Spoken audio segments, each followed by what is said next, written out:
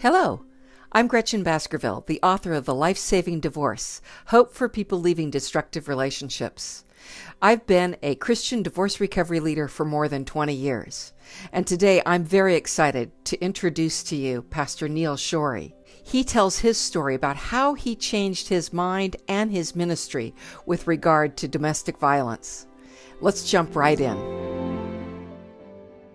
Well, I'm so excited to have you, Neil Schori, because you are a fantastic pastor who has picked up the mantle on the whole issue of domestic violence. And I really want to hear your story, how you went from thinking you knew what to do to actually knowing what to do. Would you go ahead and talk about that?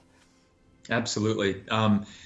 I was a brand new pastor with a master's in counseling, and I really kind of had this idea in my mind that I'd really seen just about everything, which is so ridiculous when I look back at it now, when I was early on as a pastor. But I'd seen a lot of marriage issues, and I'd seen a lot of teen issues with cutting and just all sorts of things, all sorts of struggles, eating disorders.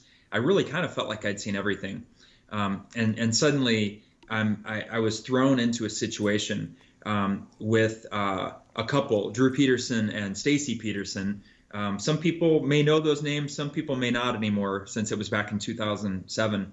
But suddenly I was thrown into this situation where I really could tell at the time I didn't know exactly what to do. I knew there were some major red flags. I knew there were some concerns. I mean, there was a 30-year or 30-plus year age difference between the two of them. They got together when she was 17. Unfortunately, that is the age of consent, I believe, in Illinois. So Drew was very technical in how he moved in on Stacy and groomed her to be married to him. But I heard many incidences of jealousy, and he followed her often, and he would even admit, he said, well, I'm a jealous man. He said, she's not with me for my look, so I have to make sure I know what she's up to. And that felt really ugly to me. I knew it wasn't right, but I also didn't know what to do. He never said that he had done anything physical to her, and actually she said that he'd never done anything physical to her in a harmful way. And as a matter of fact, one of the things that she said is that she hit him with a frozen steak one time, and they kind of chuckled about it. And I remember just thinking in that moment, there's something going on here, and I don't understand. I know that there's more going on here, and I'm not trained to help move to that next step. I didn't know what to do. So ultimately, the final time that I met with Stacy, she told me alone at a Starbucks cafe right outside, she told me that Drew had killed his previous wife and that she was afraid of him. And that was 2 months before she disappeared. She disappeared almost exactly 2 months to the day in October. I think it was October 28th, 2007. She disappeared. She's never been seen again. Drew has never been charged with her murder, but he is the only suspect. I remember that moment and thinking, I have no clue of what to do, yet I went to seminary and I have a master's degree in counseling. And I knew in that moment what I didn't know, but I didn't know what to do. So Stacy disappeared. I shared everything that I knew with the police. They were really reluctant to take my information. I actually had to chase them down to get them to take my information, which was really frustrating. They set up a tip line and everything. And I called it and I went there and just had the hardest time getting them to sit down with me and do an interview. They finally did. And over the course of the next couple of years, we were just sort of in this process of Drew was finally arrested for the murder of his previous wife. We had pretrial hearings that were really complex because the defense wanted to keep my information out of the courtroom. They wanted to exclude my information, And fortunately, most of what I shared was deemed to be legal to be shared in court. So ultimately, Drew was convicted. But if you back up to about 2009, it was 2 years after Stacy's disappearance. And I really had just prayed that God would bring someone to me, show me why Stacy told me this. What am I supposed to do now? I just knew there was a next step for me. And almost exactly 2 years later, I got a message from a force of nature. There's no other way to describe her, but her name is Susan Murphy-Milano, and she was a tireless advocate for victims of domestic violence. As a matter of fact, her police officer father, he was a sergeant in the Chicago Police Department, murdered her mom, and Susan discovered both of their bodies the day of the murder. Wow. And at the time, she had a really high-end career, making a ton of money. She moved back home, and she told me that day she decided that she couldn't save her mom, but she was going to spend the rest of her life educating and saving as many women as possible to honor her mom. And she did that. So she saw me do one interview, and she reached out and said, "Hey, I'm in the Chicago area. Let's get together for coffee." And I'm like, "Oh, wow. Okay." So we got together, and for about 3 hours, she kind of raked me over the coals. She really just told me, she said, "No, why didn't you do this? Why didn't you record Stacy? I'm telling you these things. Why didn't you take detailed notes? Why didn't you get her to another police department outside of Bolingbrook, maybe the state police or another jurisdiction?" She really just kind of let me have it. And I was wide-eyed, just taking it all in. And I knew that everything she was saying, I should have done. And over the course of about 3 hours, she kind of just let me have it. And then she asked me a question. She said, "Neil, would you be interested?" She said, "I really think that you can help change the culture of churches and how they respond to victims of domestic violence. Would you be interested in doing that with me?" And I said, "Yes." Wow. And she said, "Well, wait a second. I just sort of let you have it." She said, "I've been testing you this whole time to see how you'd respond to criticism of how you handled Stacy." And she said, "And you just said yes. Why?" And I said, "Oh, it's easy. I've been praying for this for 2 years." And she goes, "Oh, okay, let's do it." So she became my mentor. And over the course of 3 years, I spent a lot of time with Susan. We developed a program to help victims tell their stories and eliminate the issue of hearsay. We can get into that too, but I just learned a lot from someone with hands-on experience who is just known to be a justice fighter for victims. And really, she asked me to carry her mantle before she died in 2012. Oh, that's awesome. So you thought going into this that you were hot stuff, that you were, you knew how to handle marriage issues, and this was a big wake-up call. It was such a huge wake-up call. I think, even hearing it said like that, I didn't think that consciously, but I probably did on a subconscious level. I really just kind of felt like, yeah, I know the ropes. I know how to do this. But I really got hit with a 2x4. And I really had a choice, I think. And I think we all have a choice to make, that we can either kind of dig our heels in and create deeper ruts, or we can choose to step outside of those ruts with education and humility and learn how to do something differently. And that's really, I chose to do that.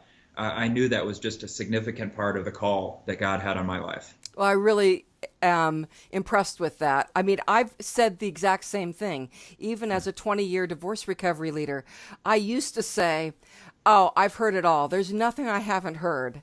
And yeah, you're laughing. And I was the same way. I'm laughing at myself.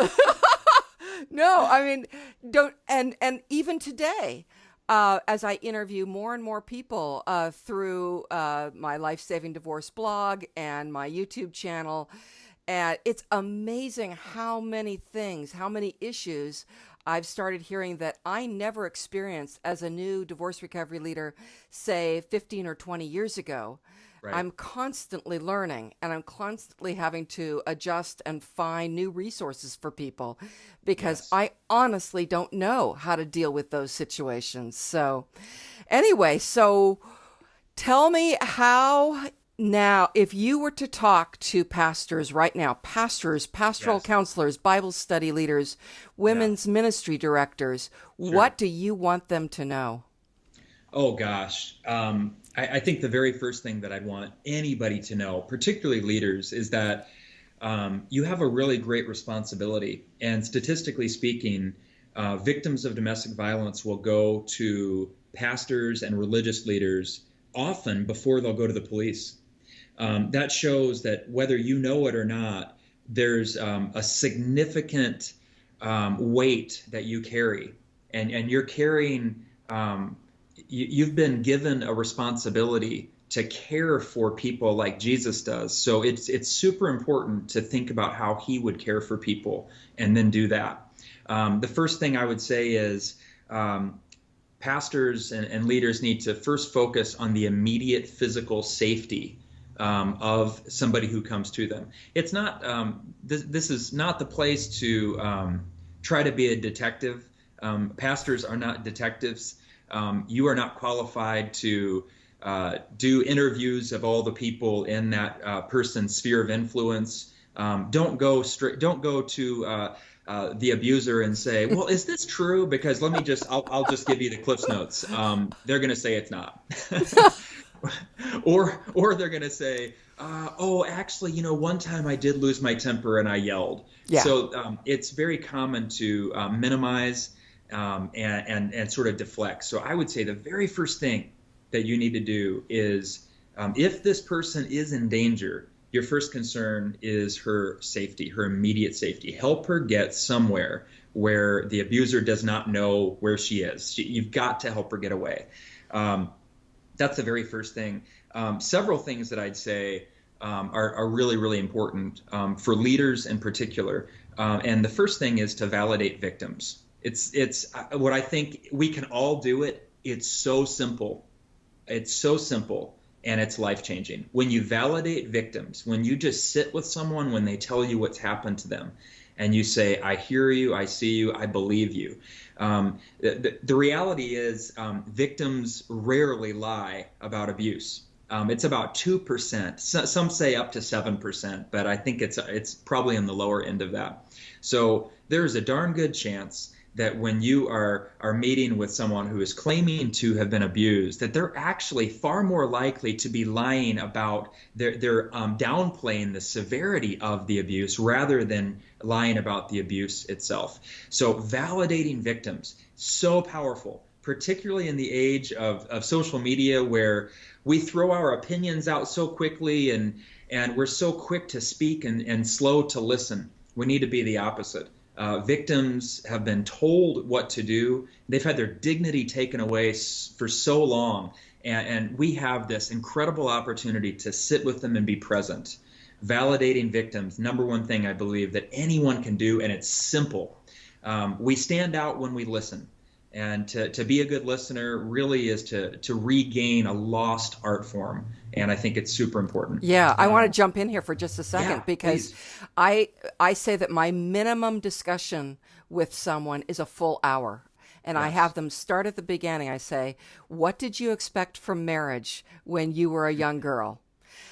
Tell me how you approached this marriage. What was your relationship like with the Lord? And wow, what you hear is these wonderful, trusting, hope-filled, faith-filled, obedient Christians who walked into horrific situations and didn't know. So I like to listen for a full hour. Go on. This is great. That's so good. I love that. What a beautiful approach. I think as leaders, offering connection to people, like when a victim comes to you and says, this is my situation, you start with validating, but then also offering them connection. And I say offer, it's a very intentional word. I think sometimes as leaders, we think, let me plug you in somewhere. We think that, as leaders, we're sort of geared in our Western mindset to direct people. It's the last thing a victim of domestic violence needs. A victim of domestic violence needs to know that she has what it takes already to make right decisions for herself. So offering connection, community is really, really important, particularly during the age of COVID-19. We've all gone to Skype calls and Zoom calls and Facebook Live, and connection is important for mental health. So for victims of domestic violence, I see that they really need two main things. One is to connect with others, and you can do that online with a community group or a small group in your church. That probably is, you'd probably have to make sure that the people in the group were safe for those particular kinds of situations. You wouldn't just want to throw a victim of domestic violence into a random group where you weren't sure about the backgrounds of people.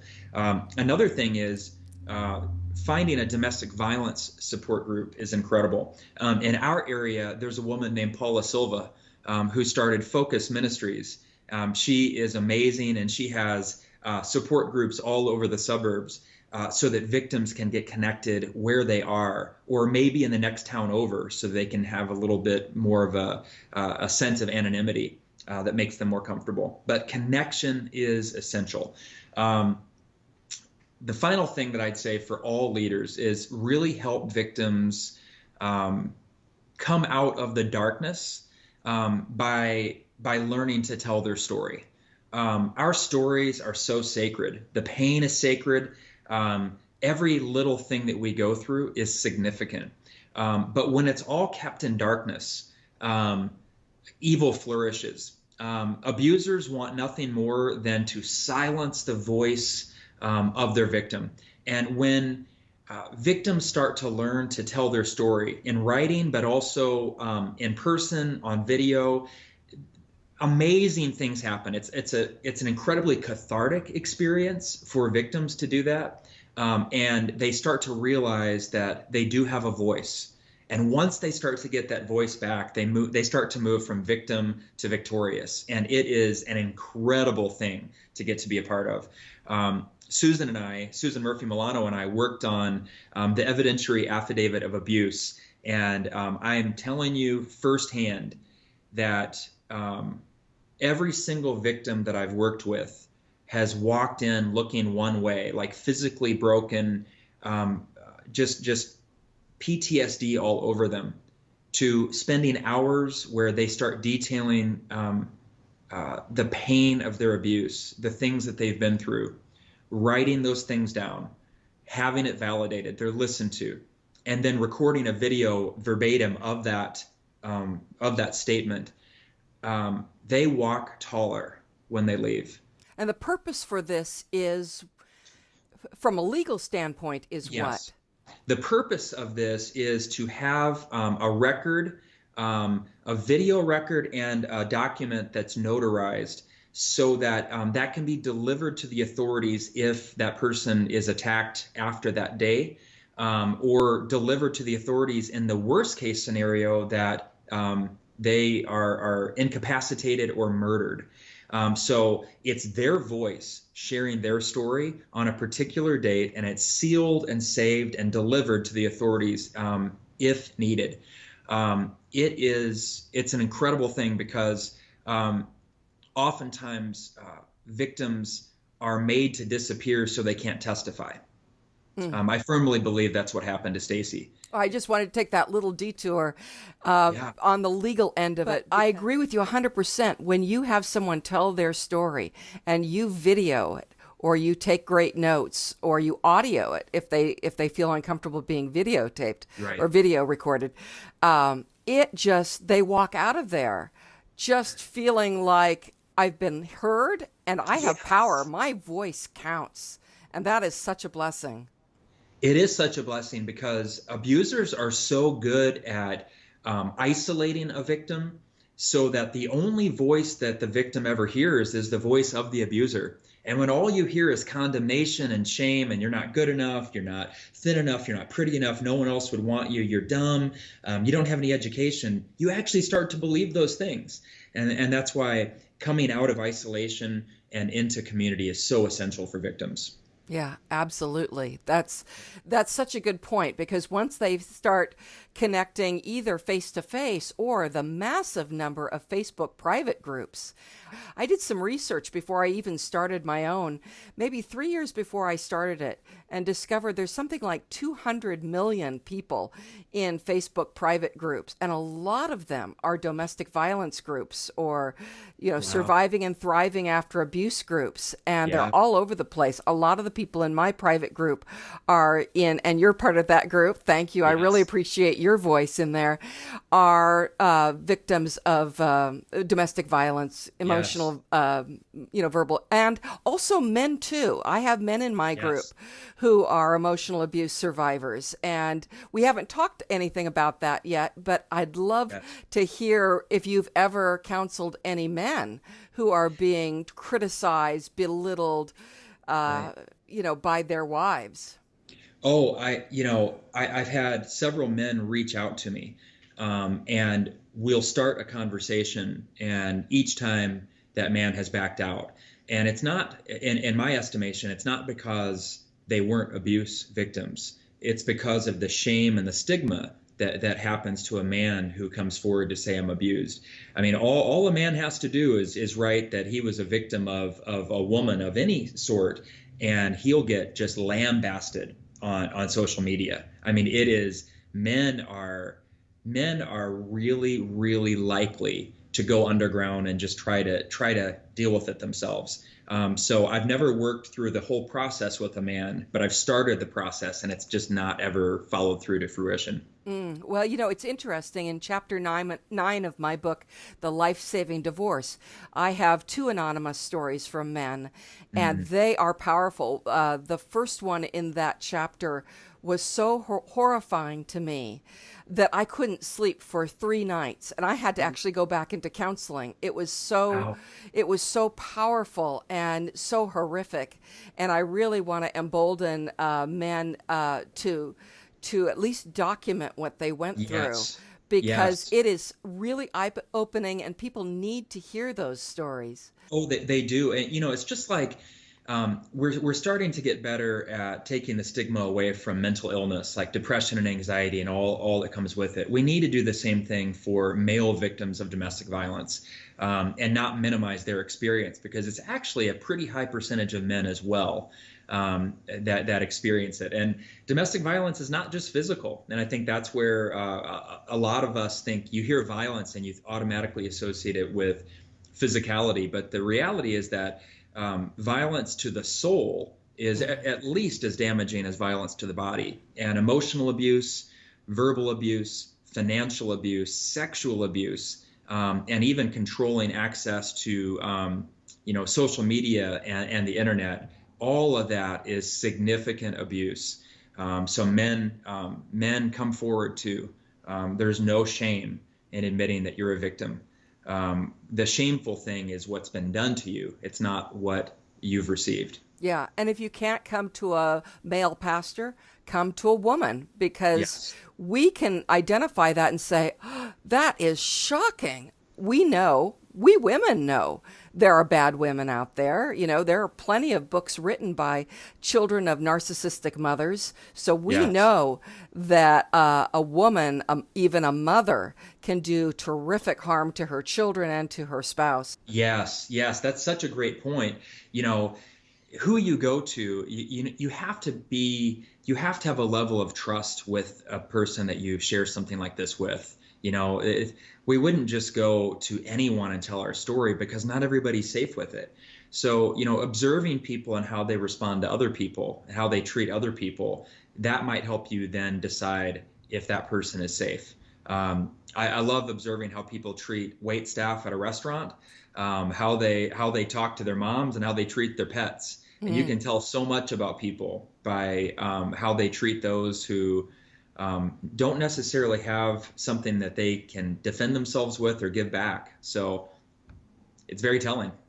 So now, as a pastor, how do you implement this in your church? I mean, there's a tremendous stigma against divorce in evangelical churches. Right. And as a pastor, it takes courage to stand up and say, I'm going to change what I preach on when I do marriage talks. I'm going to change what I talk about in October during Domestic Violence Awareness Month. Yeah. I'm going to change my church's policy on divorce. I'm going to change how I train my staff and my volunteers. So tell us and tell all the pastors and elders and pastoral counselors out there what you did to change it from an institutional standpoint. Oh man, it really takes, it's really a long haul experience. This is not something that will change very quickly.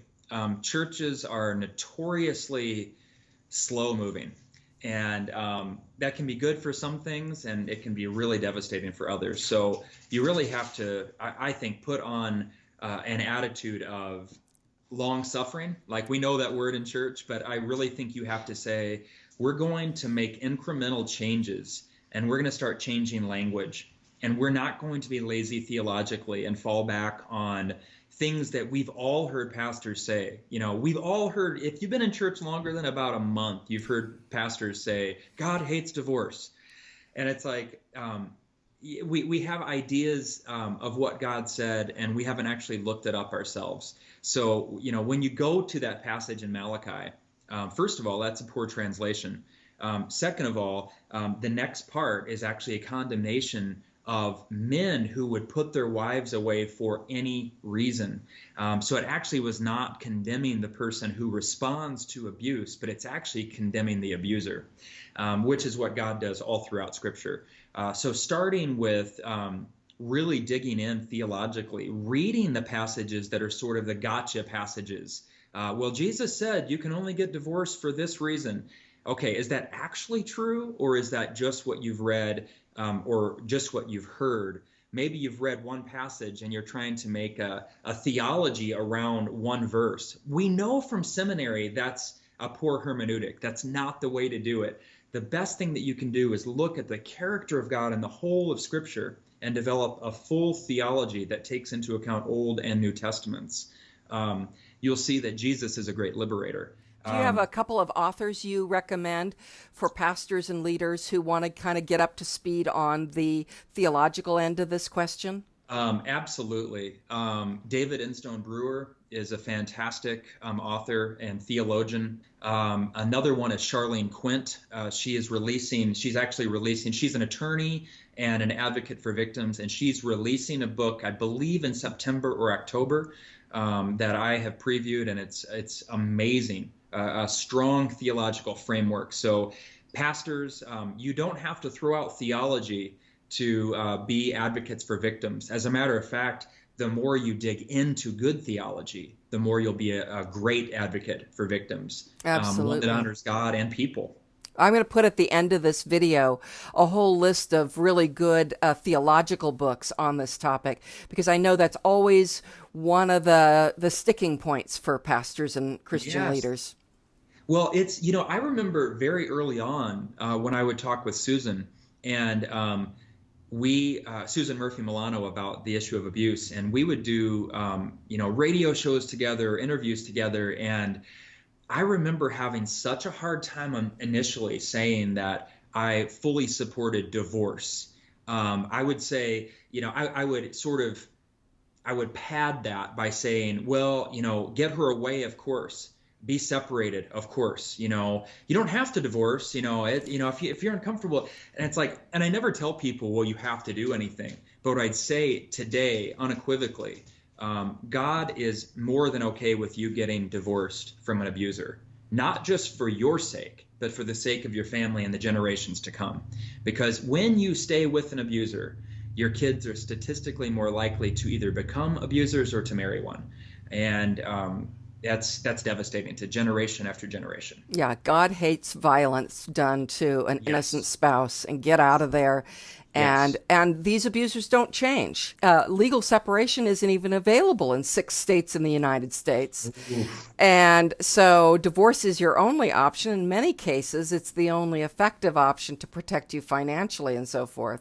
Yes. So what did you actually do with your website? I mean, I know a lot of churches put up their stance on divorce right on their website. What did you decide to do? We actually went through all of our documents in the last couple of years, and we made sure to add that we have a high view of marriage. Of course, that's a good thing. And part of what that means is that we don't, we're for the victim. So whatever she decides or he decides in that situation, we support. So we fully support victims divorcing abusers, and we have that publicly posted on our position papers. Excellent. Wonderful. Now, how did you start training both your staff and then the volunteers, those really involved, those elders, those Right. Bible study leaders, the women's Yeah. support group leaders? How did you train them? Well, when I came to the Edge Church, I've been there almost 3 years, about 2.5 on staff. I had already trained people in my previous church. So really what I did, I came in and I said, hey guys, here's something that burns in my heart. When I come on, this is something that I want to do right away. So within, I think, the first 3 months or 4 months, I really took kind of a DV 101 and offered it to every single leader. So actually, every single leader in our church has been trained on DV 101. And we have about 50 leaders in our church. So every single one has gone through about 2 hours of training on the basics of domestic violence that I just shared a little bit ago with you. Just the importance, like identifying the signs of domestic violence, defining what domestic violence is, and then moving towards the helping with validating, with offering connection to community, and then telling her story. So every single one of our leaders has been through that, and quite a few others. We held some domestic violence groups. We had one for men and one for women last summer. Had a great turnout.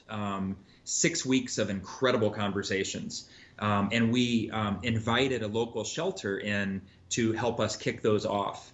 So we had some incredible professionals come in that had 30 plus years of counseling victims come in and really help us kick that off. And that really did a couple things. One, that helped our people and helped me learn more about domestic violence, because we always have to be learning. And it also developed more of a connection with that shelter, which every church should be doing.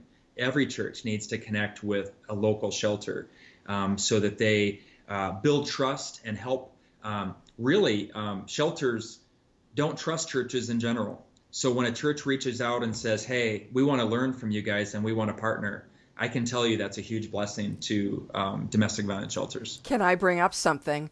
And that is, having been a board member on many organizations, I've seen that sometimes churches will send people in financial desperation to an organization, or people who are being battered to an organization, but they don't follow up and ever give the organization any kind of donation. So they're sort of passing their problem on to a nonprofit, right, and right, they don't support the nonprofit. So, right, hey, churches, open up. Let's look at your budgets. Yes. Make sure that you are supporting that domestic violence shelter. Come on, guys, step up to the plate. I totally agree. And these organizations do so much. They're such a blessing to so many people. And they're typically underfunded and overused, and they need resources. And, we can't just say, we can't do the good old Christian, the old-fashioned Christian, be warm and well-fed. We actually have to put feet on our prayers and be an answer for them as well. And financially, it's essential. Yeah, absolutely. So if you were sitting here addressing young pastors-to-be in a seminary setting, what else would you want them to know? Well, first of all, I want seminaries to offer training in domestic violence. That absolutely should be training for every single pastor. It should be as essential as car insurance. It should just be one of those mandatory things. And I think that there should be a process of continued education as well that's mandatory for every single pastor that serves people. That'd be the first thing that I'd say. But seminaries would have to grab a hold of this and take it seriously. and offer that in the counseling program, and honestly in the MDiv program, anywhere pastors are trained. This should be essential. It is for hairstylists. It should be for pastors. It is for bartenders. It should be for pastors. They should not be better counselors than pastors, but they are in this area because of that. So that needs to change. I would say to a young up and coming pastor, I'd say, be very humble in your estimation, because you will be humbled. You will encounter a situation that's way beyond you. I think that's okay, but it's on you, once you know there's an issue, to become educated in it so that you can serve your people properly. This is not an area that you can just say, well, I'm just going to give information that I feel safe with theologically. I don't think God's going to be very pleased with any of us if we just fall back on, well, I didn't really know. Well, if you're listening to this, you know, and there's a heavy weight of responsibility on you to become educated and be allied with victims. Yeah, I would add in there, for those who are not really sure where they are theologically, at least you can say, if you were my daughter, I'd get you out of there right now. Yes. If you were my sister, I'd tell you to get out right now. Anyone listening to this isn't really sure where they, are on the whole divorce issue. I happen to have written a book called The Life-Saving Divorce. So I believe that Christians should be more nuanced about divorce. Are there frivolous divorces? Absolutely there are.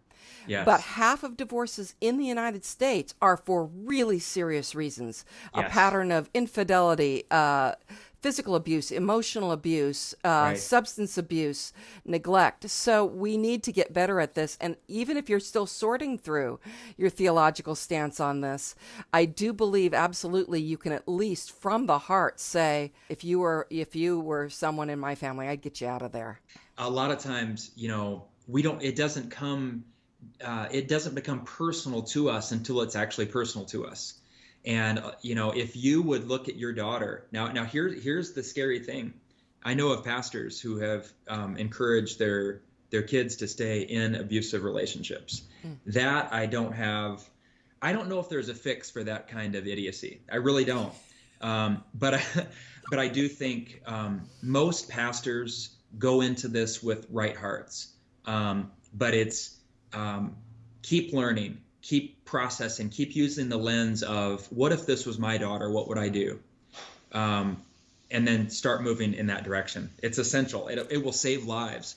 There are women killed every day because someone has told them to stay. Right. And they've told them to stay for the kids. And I've heard this forever. People ask, why are there so many gray divorces? Why are women and men exiting in their 50s right before retirement and messing up their whole financial future? And I said, I know why. Because they are the abuse victims who said, I'm going to stay for the kids. And the problem is, we were never told that actually the worse the marriage, the better divorce is for the kids. Yes. So in these high conflict and very high conflict marriages, my goodness, you're doing more damage to your kids by keeping them in there. In the case of the very high conflict marriages, and I've got a lot about this in my book, and I've got a lot of YouTube videos on this, it's actually 10 times worse to stay in that marriage than to divorce and take your chances financially and leave. So we've been given a lot of false information about the outcomes of offspring after divorce, and we really need to get up to speed, because nearly 8 in 10 kids of divorce turn out fine without any serious emotional, psychological, or social problems long-term after divorce. So we've been hearing a lot of incorrect information from our Christian authors, from Christian websites, from our pastors, no offense to you, on this topic. So we've got to get up to speed here. We do. And I've talked to so many kids and families that have said, life was so hard and so stressful when my parents were together, and we always secretly wished they would just end it. It's like you hear that from kids and you're like, wow, really? So this idea, I think it's sort of, we've made marriage is sort of the sacred cow of the Christian faith, particularly in fundamental backgrounds, but a lot of evangelical churches as well. And I really just think we have lifted up an institution and placed it over people, and that's never what God does. He values individuals. And the institution is a blessing when the two people have entered into it to bless each other. But it really quickly becomes a curse. And there's no lonelier place for people than being with someone that is harming them.